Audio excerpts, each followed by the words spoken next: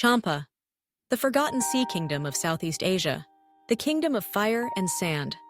Along the sun-drenched coastlines of what is now central Vietnam, a powerful and mysterious civilization once thrived for over a millennium. They were seafarers, temple builders, warriors, and artists. The Chams, rulers of the kingdom of Champa. Born from the ashes of early Indianized polities and sustained by maritime trade and devotion to Shiva, Champa was a civilization of contradictions. Devout and militaristic, coastal yet mountainous, forever caught between empires, China to the north, Khmer to the west, and Dai Viet encroaching from the north. This is the untold story of Champa, the lost kingdom of Southeast Asia's southern shores. Chapter 1. Origins of the Cham civilization. The earliest mentions of Champa appear in Chinese records from the 2nd century CE, referring to the kingdom as Lum Ap, Linyi.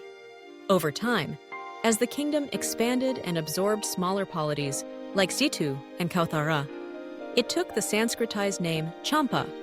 The Chams were of Austronesian origin, likely seafarers who migrated from maritime Southeast Asia.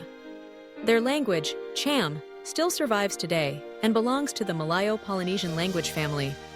Strongly influenced by Indian culture, they adopted Hinduism, especially Shaivism, and later Mahayana Buddhism.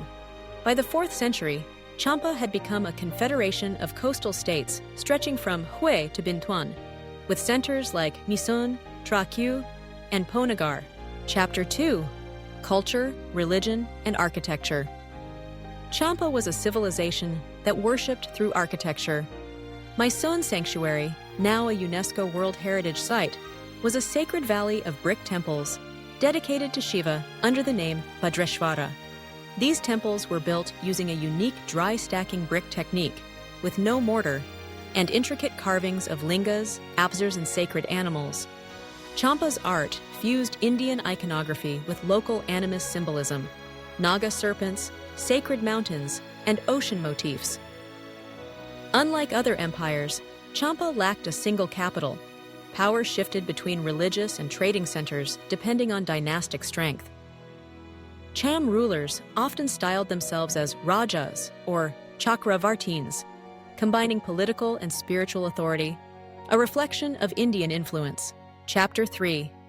Maritime Power and Trade. Champa's geography gave it access to international trade routes stretching from India to China. It became a middleman for spices, ivory, aromatic woods, and textiles. A host for foreign merchants from India, Arabia, and Java. A key port in the maritime Silk Road, Cham fleets patrolled coastal waters and engaged in raids and warfare, especially against Dai Viet and the Khmer Empire. Their navy was one of the most active in the region. Cham port cities like Hoi An, earlier versions, were multicultural, bustling with commerce and ritual. Chapter 4. Conflict with Khmer and Dai Viet. Champa's history is also one of perpetual conflict. In the 10th century, the Chams sacked the Khmer capital of Angkor. In 1044, Dai Viet retaliated under Li Taitung, killing a Cham king and plundering cities. Over centuries, a fierce rivalry with Dai Viet ensued, marked by alternating alliances, wars, and shifting borders. The most famous episode came in 1471, when the Lay dynasty of Dai Viet launched a massive invasion. Champa's capital, Vijaya, present-day Bindin, was destroyed. Tens of thousands were killed or taken prisoner. The kingdom was reduced to a minor principality and never recovered its former power. Chapter 5. The Final Days of Champa. In its twilight centuries, Champa clung to survival by becoming a vassal to stronger neighbors, shifting southward toward the Panduranga region, Phan Rang Phan Thit, embracing Islam among segments of the Cham population. But by the early 19th century, under Emperor Minh Mong, Vietnam's Nguyen dynasty formally annexed the last Cham territories in 1832. The once great sea kingdom was no more, yet its culture, people, and memory endured. The Cham legacy, though Champa is gone from the maps, it lives on, in the red bricks of Mỹ Sơn, in the sacred towers of Po Nagar, in the music, weaving, and rituals of the Cham people, who still inhabit parts of Vietnam and Cambodia today. Champa was not just a lost kingdom. It was a maritime civilization, a spiritual beacon, a defiant nation that shaped Southeast Asia's cultural seaboard.